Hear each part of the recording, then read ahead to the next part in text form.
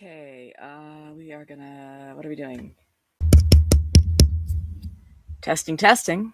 All right, looks like we're kind of maybe on. Share this.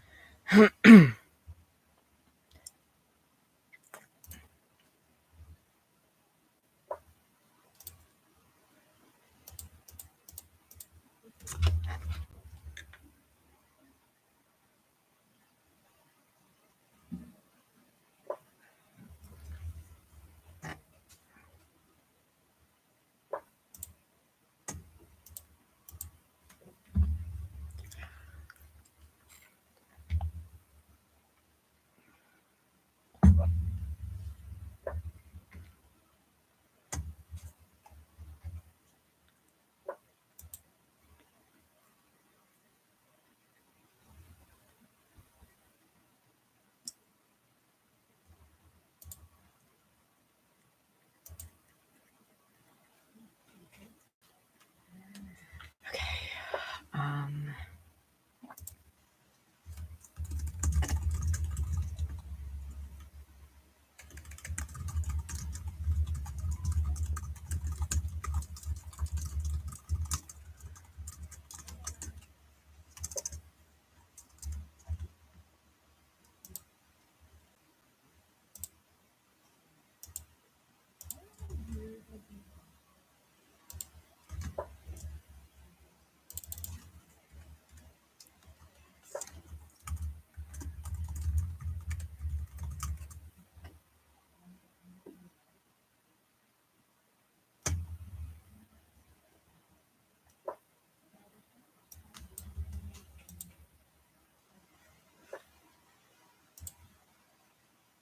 Hello.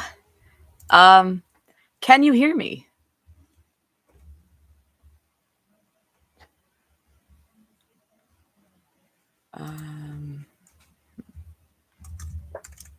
Excellent. Okay, cool. This was a very last minute kind of thing. I'm distributing stuff on socials. I will be right back.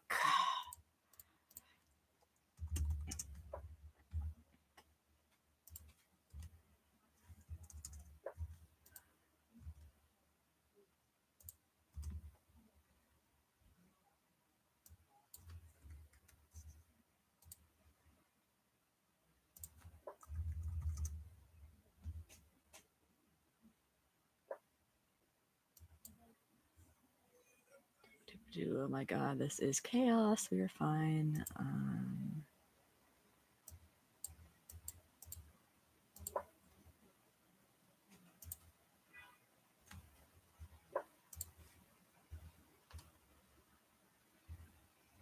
Let's see here. Sorry if you're. Yeah, I'll be right there, just distributing things on Twitter and Substack and all that, or Blue Sky. You know, the things, the platforms, the stuff. It's yeah. Here we go. Oh my god. Okay.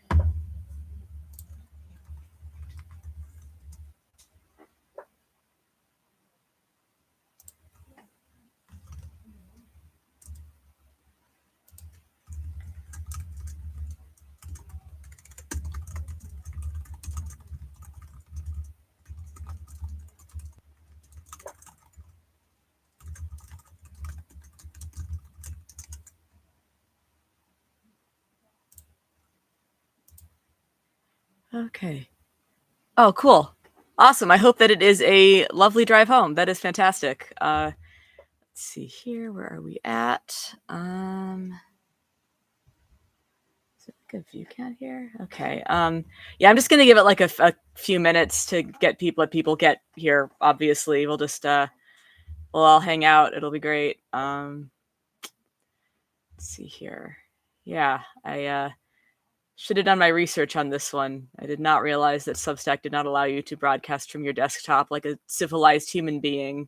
Why on earth would I broadcast from my phone when I have a setup that I on purpose made for this kind of thing? I just got these bookcases. I'm very excited about them. Now I don't have like a weird curtain behind me. I can look smart. I can look intelligent and or like a huge Berserk fan, which, you know, certainly at least one of those things is true. Yeah. Yeah. It is. Yes, it is absolutely nuts. Like, why would you? I don't know. The phone, this thing where like the phone has taken over for the computer is nuts to me. Like, I like that you can do stuff on the phone, but the fact that it seems like you can do more stuff on the phone than the computer is, it's different. It's new. I don't like it. I don't like it. Damn youths, their phones. Um, yeah, I'll just hang out for a little bit longer, see if anyone's going to trickle in here. Yeah, I think I'll just use YouTube from now on. Then I can actually schedule it in advance, which is nice. Seems much better than whatever is going on over in Substack. That's silly.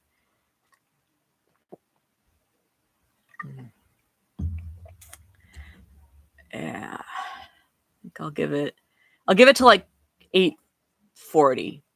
I'll give it to like 8:40 to let people. Well, 8:35. We'll split the difference. I'll just start at 8:35. It'll be great.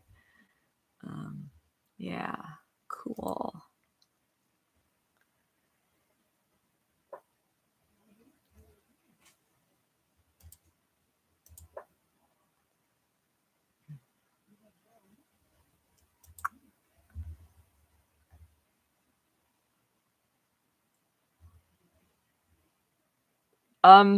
In other news, I'm checking my Twitter notifications for the first time in a while. I haven't logged on for a few days.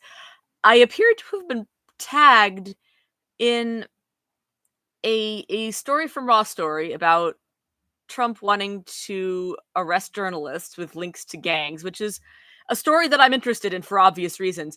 But I have been tagged along with this list is incredible. I have been tagged along with 60 Minutes, AOC, Bernie Sanders, Richard Hanania. I have never in my life, in my entire life, been tagged in a post with Richard Hanania. I don't expect this to happen ever again. I hope it doesn't. This is certainly something. Um, I mean, I'm glad it's not like a bunch of right wingers and me. That would be unpleasant. It appears like he's the one out of touch, but yeah, weird, very strange. Yeah, Twitter is so weird. Let's see here. Yeah, that's about all that's interesting here. Um, just Twitter things.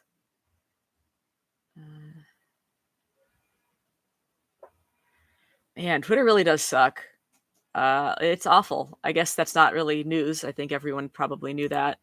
But it does suck. All right, man.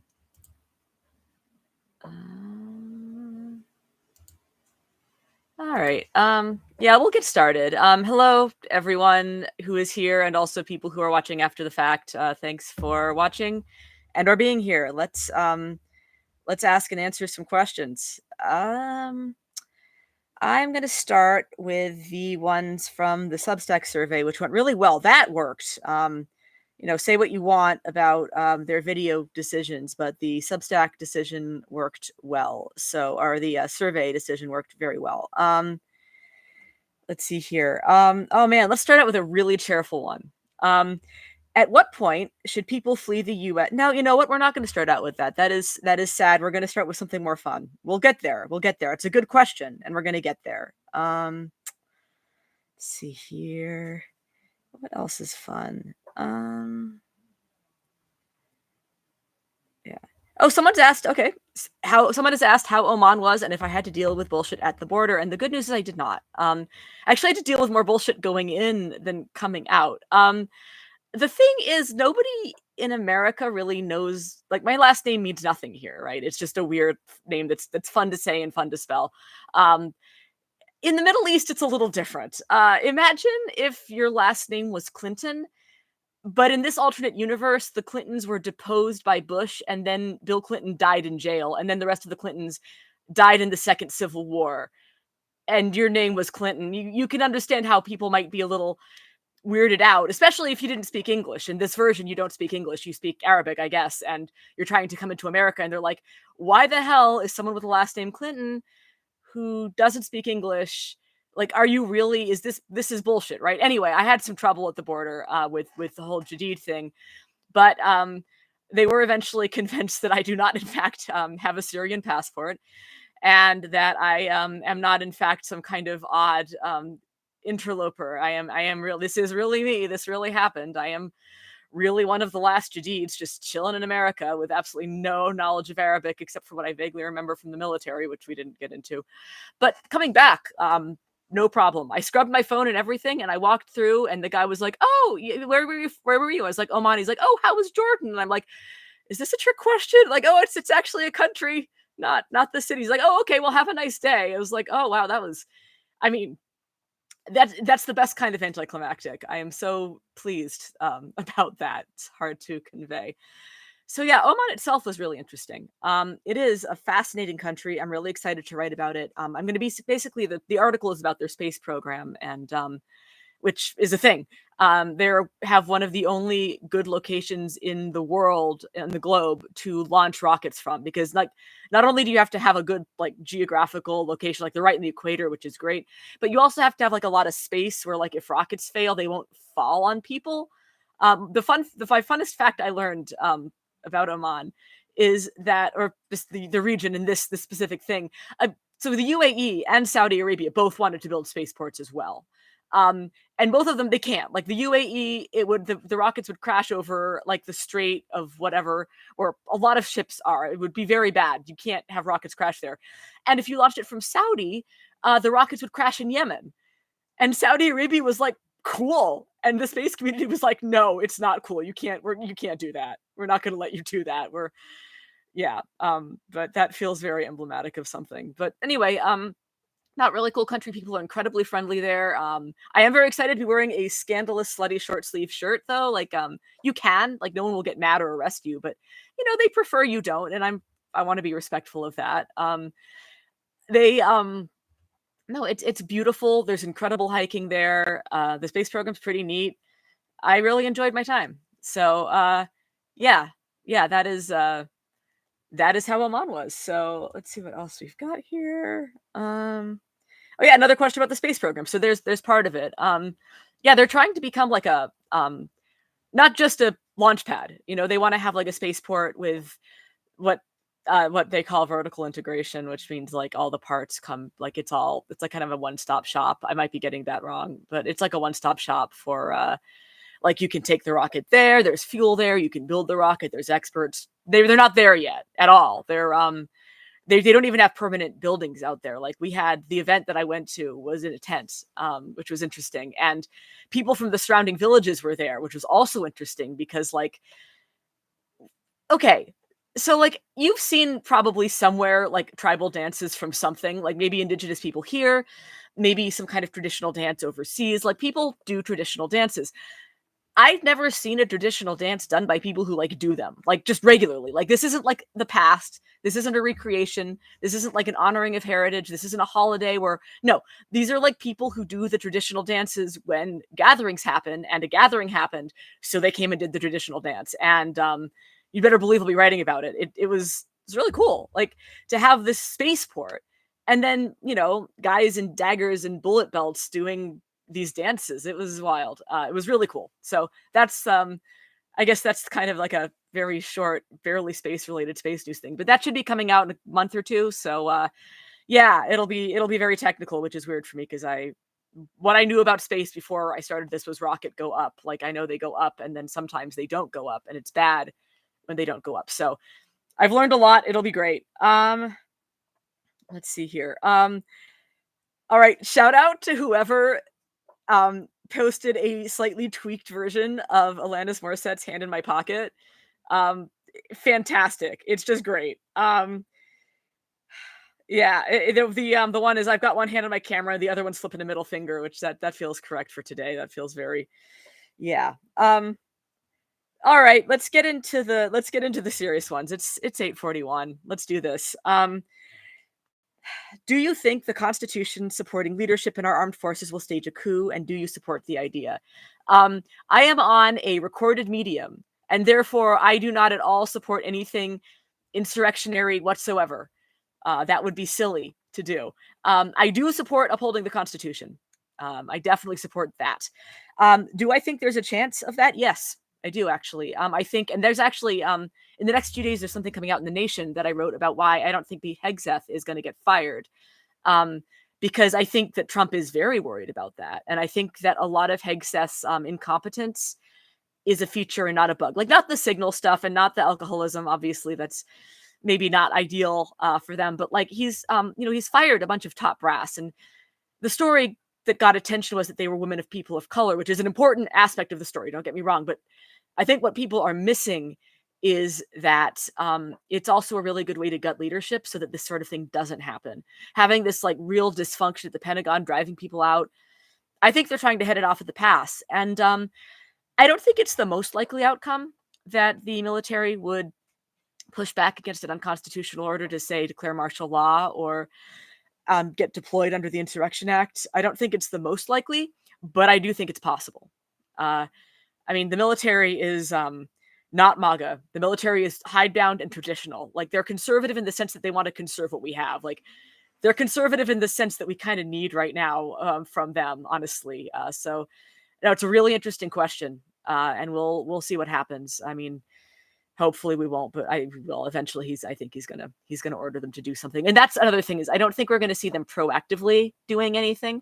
I think the military, if they become involved, will become involved when Trump orders them to do something.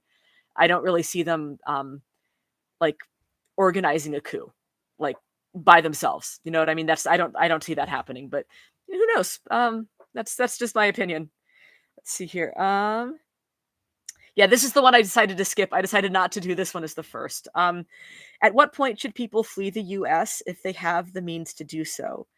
What is your red line that would cause you to leave the US? That is such a good question. Both of those are great questions. I think that it really depends on your risk level. I think that a lot of people do not have I mean, look, they're making examples of people. Obviously, anybody who's vocal on the internet is at some risk at this point. But I think there are factors that make people more at risk. Like if I were trans, okay, I have an example. I have a friend who is trans and was arrested in the Portland protests, and they have left, and they need to have left. That is not a good combination. You can't be doing that. One isn't good. Two, too much. Can't. Yeah. So I think at that point, I think red lines have been crossed. Honestly, my personal red line was going to be when they started arresting U.S. citizens. And they're doing that now. I mean, they haven't, they're releasing them, so we're like on the red line. We haven't crossed it, but something I personally realized while I was in Oman, which was a wonderful country, lovely. I had a great time, but I really like it here. I really like living in New York. I really like my life here. I like my room, and I think that might be enough for me to stay personally. I don't know. I think just liking a place and wanting it to be better is a decent reason to stay. But this is such a personal decision that I think we all have to make. And that's me. Like, I'm not telling you what to do at all, at all. I do think that people, US citizens getting arrested and deported to anywhere, but specifically El Salvador, like some kind of hell prison, I think that to me is the moment where we go from this is bad to this is an emergency. So that would be my answer. But I mean, the truth is, look, we're in it. I don't know exactly where the red line is, but we're on it. Like if it's a thick red line, we're in the middle of it somewhere. It's all very red around here. So that's my answer. Oh man. Okay, I've got the comment. Thank you. Your piece, Ramon, was strong, but you are right. The U.S. is worth fighting for. Yeah, I definitely think so too. I look at the news and I look at how people are reacting, and I go back and forth from this country is hopeless. There's nothing. Like everyone's abandoned all reason and sanity to, yeah, okay, you know what? This is there's a chance. But yeah, ultimately, yeah, this is my home. I fucking live here. Yeah. Yeah. Let's see what else we have. Going to get into the NGL. And by the way, if anyone has questions they want to throw into the chat, we are a little bit question-like because we've switched over to the premium subscriber version, which is just going to take a little bit to get going, I think. But all right, we got some stuff here. All right. Do we get rid of the Copperheads and form a better coalition of resistance? I'm trying to figure out what that means exactly. Sorry, I'm just looking up. Anti-war Democrats. Okay. Yeah. Okay. Anti-war Democrats. Okay. So people who are on the other side. I think I understand this question, and if you asked it and I don't understand it, please let me know in the chat. But my interpretation of this is: do we get rid of the Republicans who the Never Trump Republicans? Is what I think this is getting at, and absolutely not. No, we do not get rid of those guys. No, we do not.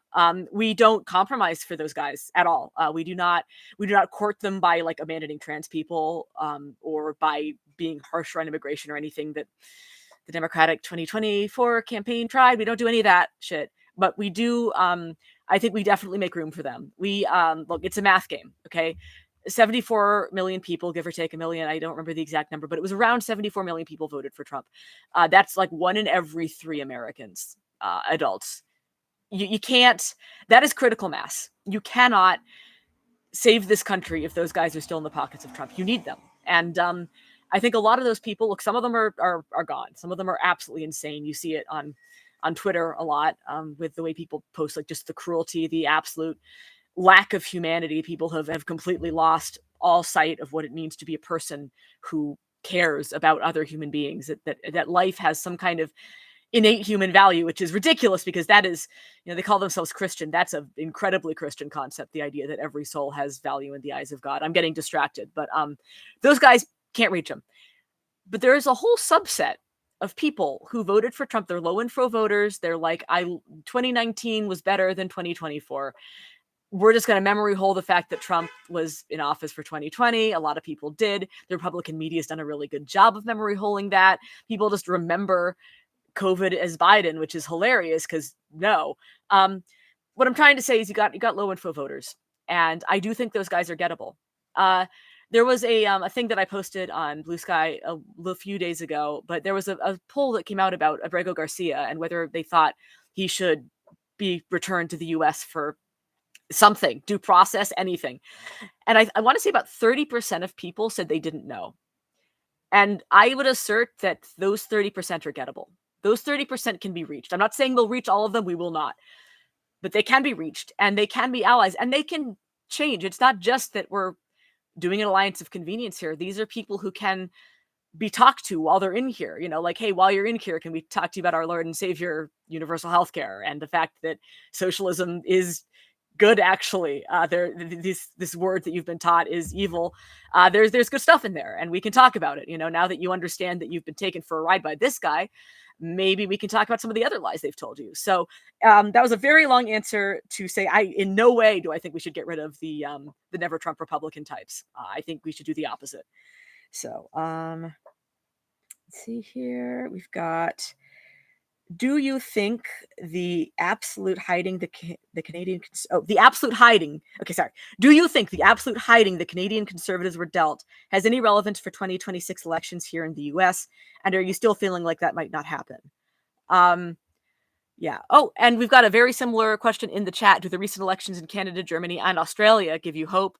Pope Leo the 14th, but Romania. And I will admit I have not kept up with Romania, but it doesn't shock me to hear that didn't go well. It's unfortunate, but let's focus on the positive. Yeah, there is a lot of good stuff happening. The backlash against, Trump's decision to tariff the world has it's really interesting for it's a nice pickle for right-wing movements to find themselves in, people who have broadly aligned themselves with the guy that's now absolutely fucking their economies. And yeah, Canada, case in point, that was not the Liberals were not supposed to win this one, but they sure did. Oh boy.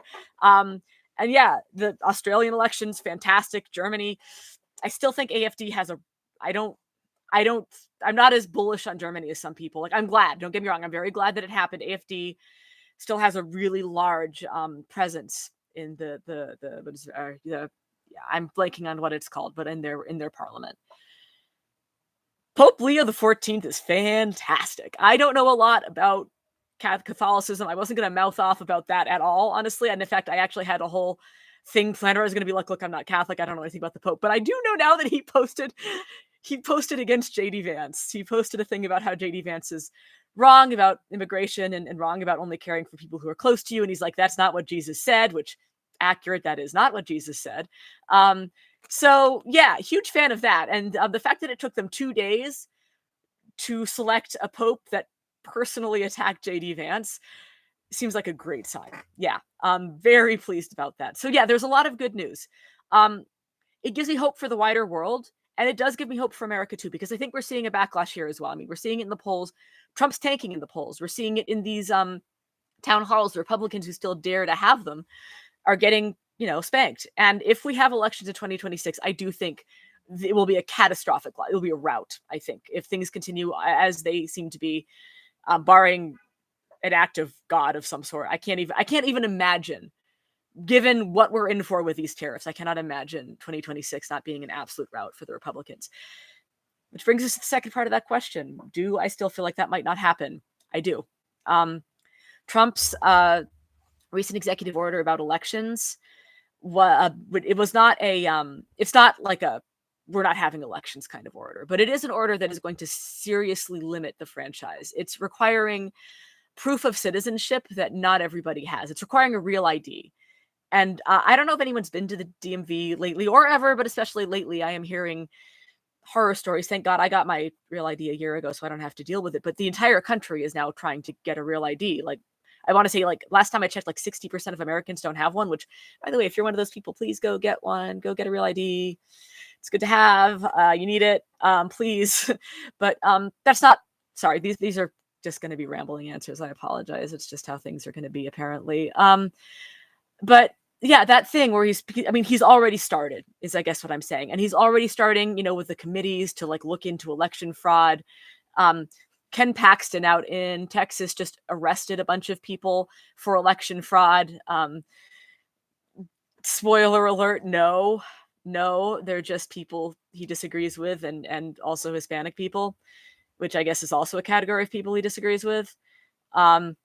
Yeah, thank you. 20% representation for AfD in the Bundestag. Thank you. Yeah, see, that's too high. That's too high. I'm glad it's not higher. Hooray. That is way too goddamn high. I'm having trouble celebrating the Germany one. So thank you for hitting the numbers on that one. Very appreciated. Yeah, okay. So basically he's already yeah, it is not great. Yeah, so between the fact that Trump is doing what he said he would do with elections, where he's already going after quote unquote election fraud, that's already a thing. Um, I am worried, and I'm also worried because I think Trump's dumb like a fox. Like he's stupid, but he's not dumb. Do you know what I mean? Like he's not. He knows he's fucked. The Republican Party knows he's fucked. Stephen Miller certainly knows he's fucked, and I'm becoming more and more convinced that he's the president. And so I think that they will be doing everything in their power not to have elections in 2026. I mean, we'll have them. We'll go to the polls and cast a vote, some of us. Will it be free and fair? I don't think so. I hope I'm wrong. It would be great to be wrong. I would be so happy to be wrong about that. I've been wrong about stuff before. Many things. Was wrong about Ed Martin today, which is very exciting. I don't know if people saw, but Ed Martin is just this absolute bridge troll of a human being, just the most disgusting person in the world, who was up for U.S. District Attorney, participated in January 6th. I shit you not. And just like sent really weird cease and desist letters to people, like threatened to prosecute Chuck Schumer for terrorism or something, terroristic threats, by saying like that I don't remember exactly what he said, but it was something very anodyne, like, one of those, like, this is war, there will be blood, like something that is very clearly rhetoric. But yeah, Ed Martin, Senator Tom Tillis, the Senate Majority Leader, came out and said, no, we're not doing this. And today, Trump withdrew him and put forward another absolute shithead. Don't get me wrong. Like, it's not like it's good, but it is exciting that the Republicans are willing to say no to Trump, and that Trump cares that they said no. Great day to be alive. Very excited about that. Huge. I mean, really important. Like the fact that we're still going to get a shithead in there, not the takeaway from this. And I lost $30 on Kalshi over it, which is fine. I'm happy to lose $30 on Kalshi over it. I don't know, whatever. It's not like, it's very grim, and I can't think of the word, gross, to be betting on the world ending, but here we are. The world will come to me. Anyway, yeah, so that was just a digression. That wasn't even an answer to a question. That was just me talking. Let's see what else we got here. What, if anything, can be done to persuade left of center people to stop ceding the Second Amendment to the right, especially now? We already let them have patriotism. We shouldn't be ceding any ground. Thank you. I agree. I agree. It would be great. I will say that I think we are seeing not enough of a shift, but some of a shift. I mean, for a while now, liberals have been getting guns. Like, statistically speaking, there's been a few articles about it, just like how there's some changes in the trends of who is buying guns, and I think that's great. I think it's good to. I'm going to be very careful. This is a we are on a recording, and I would never advocate for anything. But I do think it's good to have weapons of self-defense. And I do think, and have thought for a long time, that one of the purposes of the Second Amendment is, in fact, in case of tyranny. And there's a lot of people, left of center, the liberals, who have laughed at this idea, and I would simply gesture vaguely at Afghanistan as to whether or not the U.S. military can be defeated by a counterinsurgency. And that wasn't even a counterinsurgency where people would be sympathetic to it. And I'm going to stop talking about that now. But I think these are conversations we all need to be having. And I hope that we can continue to have them. I also am really pleased to see that I think we're taking patriotism back. I go to these, these protests, and these protests are interesting. I mean, I've written, you've read about them. I've written about it. How this is basically a bunch of like boomers and libs being really goddamn angry. And I'm seeing flags. I'm seeing quotes from the Constitution.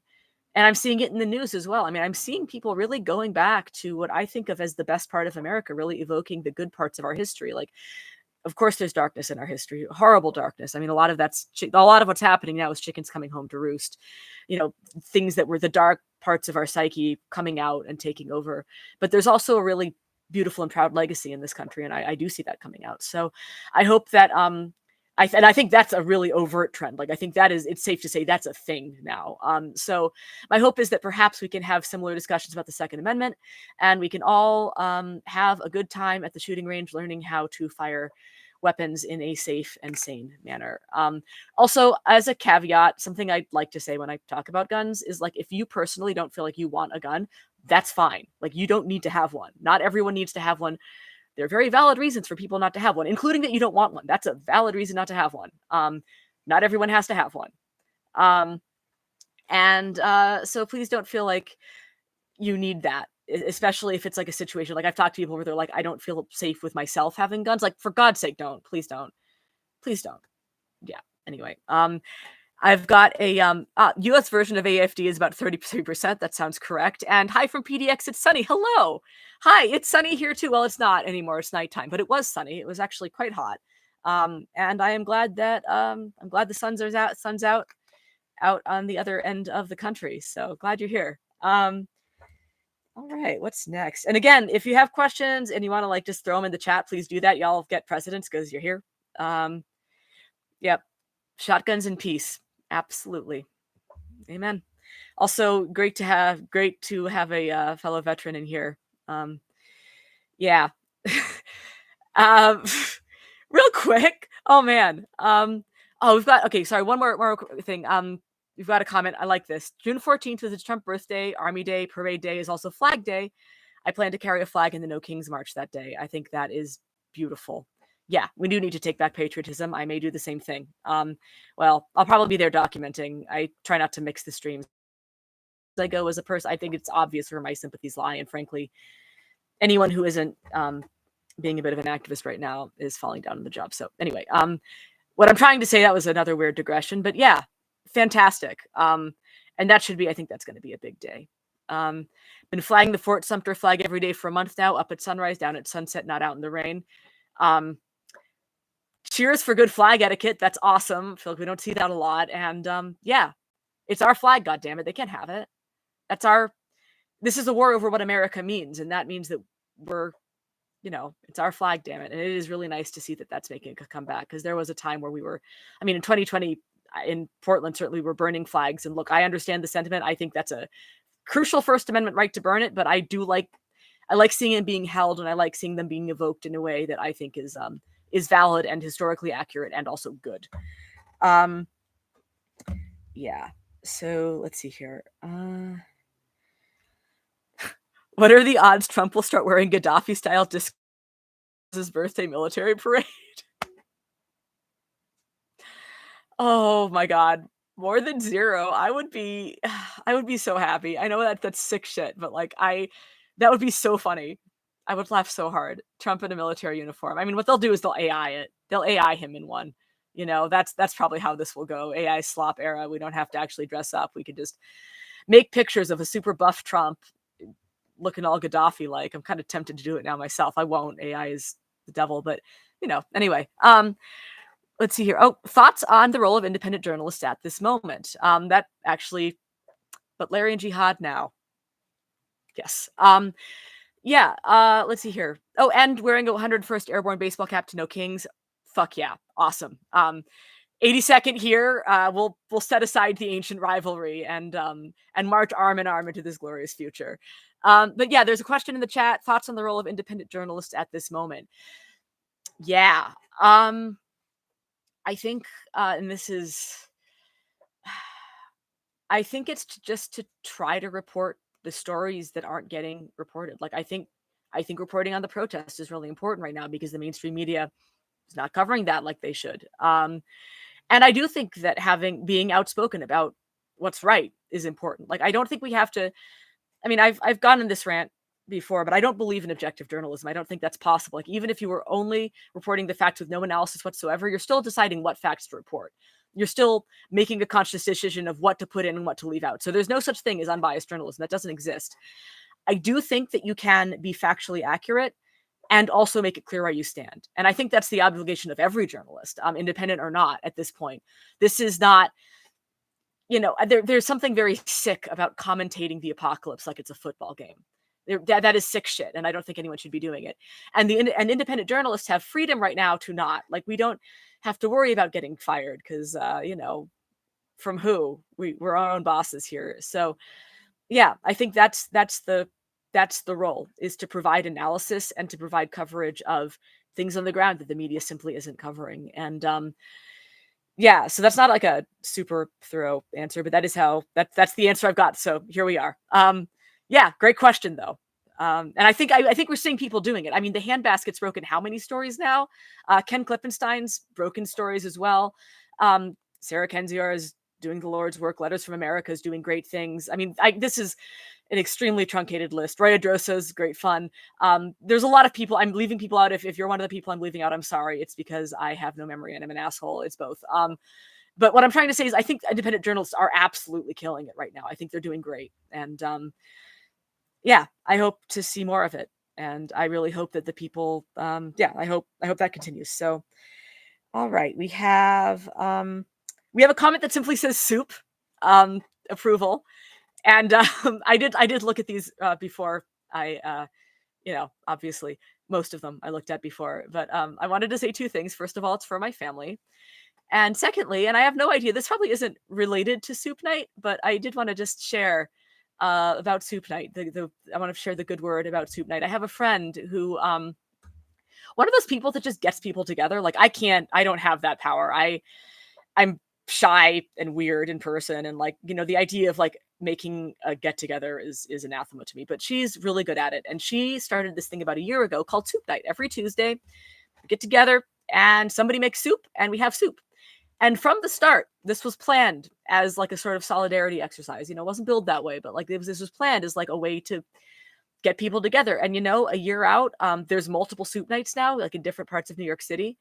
It's just, it's like kind of one of those, like, bring a friend, bring whoever. We're just going to hang out and have soup. Like, there's no agenda here. We're not going to talk politics. I mean, we can talk politics, like it comes up, but that's not the point. The point is just to have fun with friends and eat soup. And I highly recommend, if you're the kind of person that likes to arrange things, that's an option. That's a thing you can do. Really, I don't know. It's made my life better. I feel like it's made a lot of people's lives better. I've met really cool people through Soup Night. So, Soup Night. So that's my response to the question. That was simply the word soup. You can't see it, but that's what it is. All right. See. Oh, okay. Now we're getting into the questions that I haven't. Soup punch a Nazi. Yes. That's the best kind of soup Nazi. The one with the parentheses in the middle. All right. They seem to be laying the groundwork for the upcoming shortages from the administration with the whole 30 Barbie dolls comment. What do you think the perception will be coming from the right? That's the $1 million question, isn't it? This is not like something, I'm not the first person to point this out, but the whole 30 dolls framing is basically like, what are you big sissies? Oh, do you miss your dollies? Are you sad you don't have your dolls, you fucking panty waste? Like, that's what they're doing here. And so I think they're actively trying to frame it as like it's a feat to miss your little treats. And I'm not sure it's going to work out for them. We'll see. I think the big question is who they're going to blame for the shelves going bare, and we're going to find that out in a few weeks based on the ports. When people get mad, I think Trump is certainly going to try to blame this on the liberals. But the great thing about what Trump has done is he had a whole press conference. He had a little sign. It was Liberation Day. He made a whole thing about it. Like, it is rare, and this is also not an original thought, but it is rare that a politician so clearly links a specific policy that he did to the economy. And he has. So I do think the blowback is going to be intense. And I do not think that this whole do you miss your dollies thing is going to work. Because like the American deal is that we work shit jobs and then we get our treats. That's the deal.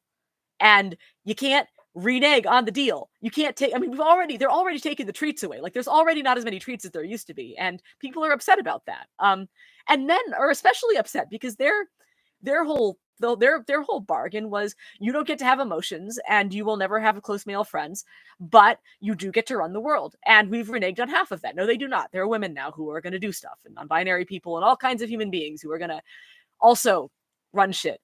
And so they're already pretty mad about that bargain being broken. And I really can't picture them being super stoked about not having their treats. And Republicans love their treats. Everyone loves their treats. Republicans certainly love their treats. So I don't think that's going to go super well for them. See here, yeah. The doll comment sounds too much like Let Them Eat Cake. Not going to go over well. That is a fantastic observation. That's a really good analogy. Man, it's a good analogy. And that's something that we could use going forward, actually, if we wanted to use it that way. I really like that. Thank you. Thank you, Bill. That's a really, that's a fantastic observation. I will be taking that with me going forward. All right. And we have another one. Media Matters mapped out how the right dominates the online space, but yet the Daily Wire has suffered from talent leaving and the sacking of the CEO. What should the conclusion from this be? Interesting. So I'm going to go into this by saying I do know about the talent leaving. I do know about the sacking of the CEO. I do not know about these things in depth. So this is going to be me just kind of shooting off at the mouth. And I hope that I don't say something stupid. And if somebody wants to correct me in the chat, go for it. Oh my God. I'm sorry. Time out. Seen on Threads. Has anyone told Trump he can have 2 tanks instead of 40? Wow. You know what? Threads has redeemed itself. I am slightly more pro Threads than I used to be. That's fantastic. Yeah, no, he's not giving up his treats. Certainly not. You know, how many gold toilets do you need? More than 3. I'll tell you that much right now. Yeah, but like the Daily Wire's, I mean, it's interesting, right? Because I do think the right is it's saturating the airwaves. I mean, let's be real about this. Candace Owens leaving the Daily Wire. She didn't leave media. She's still out there doing her Candace Owens shit. And I think she's been a little bit more critical lately. I don't remember. I read something where she was like right about something. It was distressing. I hope I'm not getting that wrong. I think she was right about something recently. She's also really wrong about a lot of shit and incredibly anti-Semitic. So fuck her. But my point is she's still around. The CEO has been sacked, but Daily Wire very much still around. But it does speak to some schisms. And I think that's something that these empty shelves are going to amplify. Trump has been able to be all things to all people for a long time. Like, because his first term, he didn't actually do a lot. It was mostly rhetoric and like the scandal of the week. I mean, he did stuff, don't get me wrong, but like he didn't do stuff like he's doing this time. And people were really able to project more, I think, onto him what they wanted him to be. And so he could be several things simultaneously. Well, now he's a thing. He's a very, very much a thing. Schrodinger's box is open. The cat is dead. And he's alienating people on the right. And I do think we're going to see more of that. We're going to see more fracturing. I said earlier on this live stream before most people got here, I had a very surreal experience when I got on Twitter to promote this live stream for premium subscribers. I found that my notifications, I'd been tagged in an article about journalists getting arrested alongside Richard Hanania, which is a new experience for me. And I would just like to state that he was the only person like that. Everyone else was like AOC and Bernie Sanders. It was a weird list, but him coming out against stuff is weird. We're seeing a fractionalization, and I think that's fantastic. We've got credit for Peter Zehan gets credit for the Let Them Eat Cake observation. Well, Peter Zehan, I'm going to check out your podcast. That's fucking brilliant. Well done. Yeah, so I guess that would be my conclusion from that. And also just, look, shakeups happen, drama happens. But yeah, and I don't think that we have to resign ourselves to the right wing media being in, saturating the airwaves like this forever. I do think, the idea that we need a left wing Joe Rogan is funny because no, we don't, but we do need a left wing somebody. I mean, Hassan Piker is that for a lot of younger folks, and I think that's awesome. But we need a more robust independent media sphere. And I mean, maybe that's a good answer to that question earlier about what independent journalists can do. I mean, Gen Z doesn't get their news from cable news. I mean, millennials don't get their news from cable news. Nobody under 50.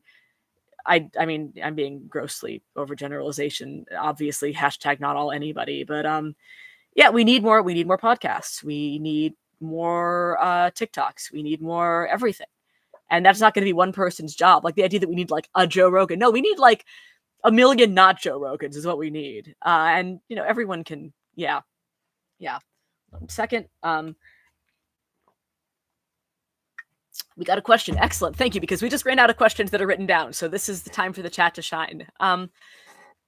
Assuming we retain our democracy, how can we ever regain the respect of the world? I think it's going to take a long time. I think it's going to take a generation or so. We've shown ourselves to be extremely untrustworthy. It's going to take a very vocal mea culpa. I think it's going to, excuse me. Pardon me. I've been fighting for my life against a cold that really wants to happen, and it's not going to happen because I'm going to keep sleeping 10 hours a night until it goes away. But anyway, that's not important. I think, I mean, I'm not comparing what's happened so far to what Nazi Germany did at all, although I think our trajectory is reminiscent of that. But, you know, the way Germany regained the respect of the world is to be very, very sorry and to have a lot of museums about things. And I mean, our journey will look different because it's different, but I think it's going to be the same genre of thing where we have to be very, very sorry. We have to demonstrate as a country, not like, oh, we you know, assuming elections happen, oh, we like elected a Democrat majority. That's not enough. We are clearly untrustworthy. As long as the MAGA movement exists and is politically viable, we cannot regain the respect of the world because we've trained ourselves to be completely untrustworthy. And I think that by the time we regain the respect of the world's going to look very different. You know, people aren't going to wait around for us to get our shit together. Pax Americana is gone. You know, this India-Pakistan stuff that's happening, I mean, that's looking like it's going to be big. And people are making trade deals without us already, and that's going to escalate. I mean, the world will move on without us. Trade will continue to happen without us. Powers will rise and fall without us. By the time we get back into the swing of things, it's not going to be unipolar world anymore. I think that's a given. I think that's over. And, you know, maybe it's time. Pardon me. God. I don't know. Maybe that's the only way we build something better, is to have our complete dominance over the world decay. And whether or not that's what we need, it is what's happening. So that's not a very cheerful answer. But I mean, I think we have to regain our own respect here at home if we retain our democracy or get it back. Who knows? But yeah, no, the world has changed. Liberation Day changed the world, changed the trajectory of world history, and it certainly changed our country. So that's my answer. Yeah, so we have gotten through all of the questions that I was sent. Does anybody in the chat have anything else? We can talk. Oh, you know what? I lied. There is one. Somebody requested a quick rundown of things that I think are important. And we've talked about some of them. We've talked about the Pope, talked about Ed Martin.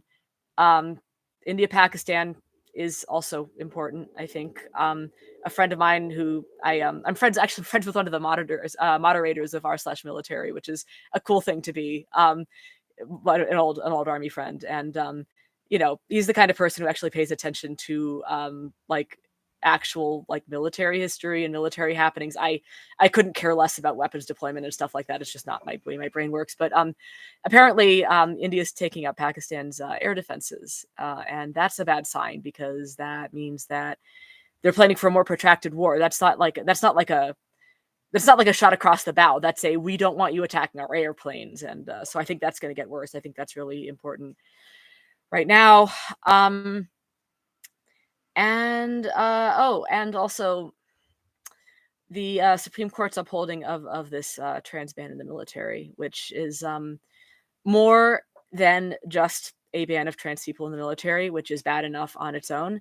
But the fact is that executive order that they upheld called trans people dishonorable, like by default, like that there's something wrong with them. There are movements to make it illegal to be trans at all. Like that is a thing. They are moving to make it illegal to offer gender affirming care.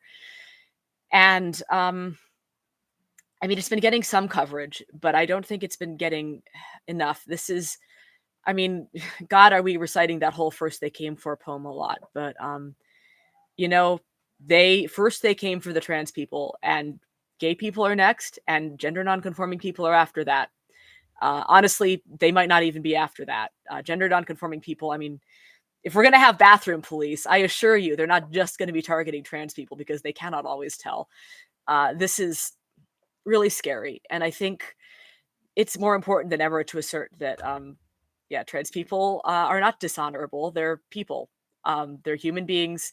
Some of them suck. Some of them are awesome. They're people. You know, they put on their pants or skirts or whatever, one leg at a time, like everybody else. And just, I don't know. I don't know. Um, so yeah, I guess I feel like there's obviously more. I'm now having a complete blank on what might be. Oh, we can talk about Jeanine Pirro, the person who's now been nominated in place of Ed Martin, uh, who's of course a Fox News anchor, obviously, got sued for spreading lies about Dominion voting, big election denier, bit of a shithead. Um, yeah, so I don't know. I mean, there's more going on. That's what I've got. It's all bad. Everything's bad. The Libya thing's weird. I guess Libya said they were not okay with us dumping refugees there. That's cool. Good. I hope we don't. Yeah. Okay. Let's see here. Oh man. What does MNNA status for Pakistan mean in current situation? I'm gonna look up what that means. I don't know. Hold on. So already you know that my major non-NATO ally. Got you. Well, this is kind of what I'm talking about with the Pax Americana, because I think that might have meant something. And I obviously NATO still exists, and it is going to be weird to see what they do. But I mean, look, NATO has their hands full with Ukraine, which is I apologize, man. Maybe this cold is coming for me. But they've got their hands full with Ukraine, and Ukraine is a much more clear and present danger to Europe than the Ukrainian conflict. I should be clear, not Ukraine the country. Russia would be the one that are a threats to Europe, and so I find it hard to imagine anybody wading in on the side of Pakistan on this. Or, I mean, we'll see. But also, you just observed me looking up what MMNNA means, so don't listen to me. Like, I'm an American politics person. I don't know anything. So that's my hot take, but it is truly just some guy's opinion. Don't assign any weight to that whatsoever, please. Let's see here. Do you think we can get generational change in the Democratic Party in 2026, 28, or will the old guard fight to hold on? I am very encouraged by the fact that the guy who the guy who stepped down from the oversight committee, who was whining about, like, what do you want me to do? Like, what am I going to do with my life? Bitch, you're 84. Like, go play shuffleboard. I don't know. I mean, I'm not trying to be an asshole, but like, go travel, go have a nice time. The world isn't about you, man. Like, this isn't your story. You're not the hero of the world. You're a guy who served his country, and now you need to serve it by stepping down. But it's happening.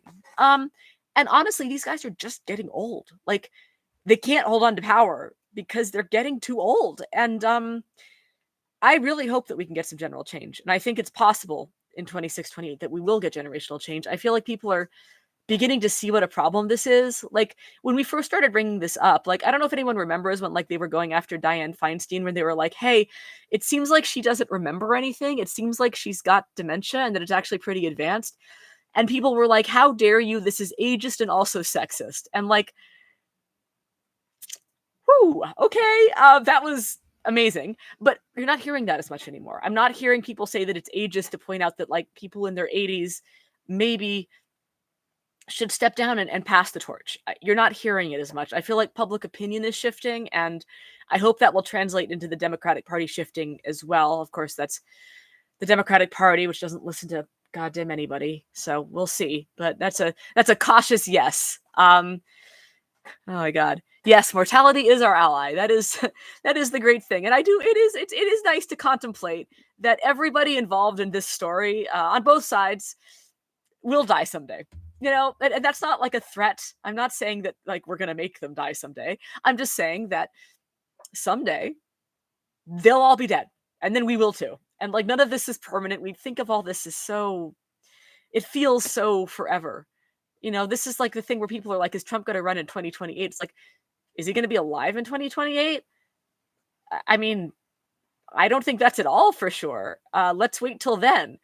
Trump he is mortal.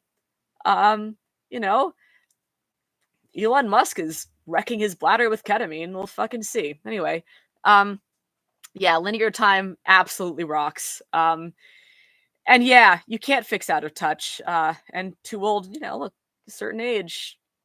Yeah. And it's not ageist to say that. Like, it's not ageist to point out that it's hard to be in touch with what's happening when you're in your 80s and you're used to an America that works very differently than the one we're in now. And I think a lot of the problems we are seeing is people in the Beltway and older people who are used to America working in a very specific way and are still operating under that old paradigm. And that paradigm's gone. It's not happening. So, yeah, and we've got a comment. If you really want to doom scroll drive into all the stuff happening at the state level in the US, Jesus H. Christ. Yeah.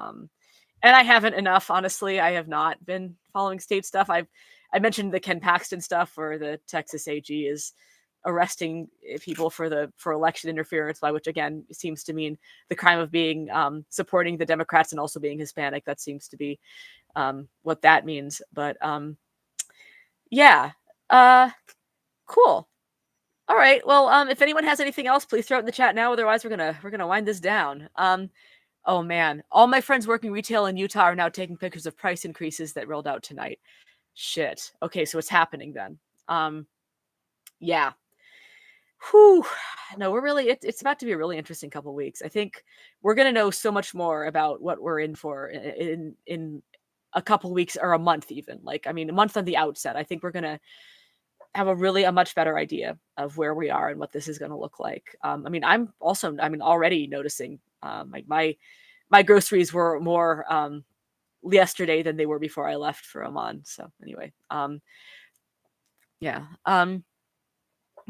Apparently, the Chinese J-10 fighters that Pakistan operates 20 of are shredding Indian Air Force Dassault fighters so well it's becoming a meme in China so that the SAM-ADA losses aren't an end-all be-loss. That's awesome. You love to see it. You love to see it. Incredible things are happening in China.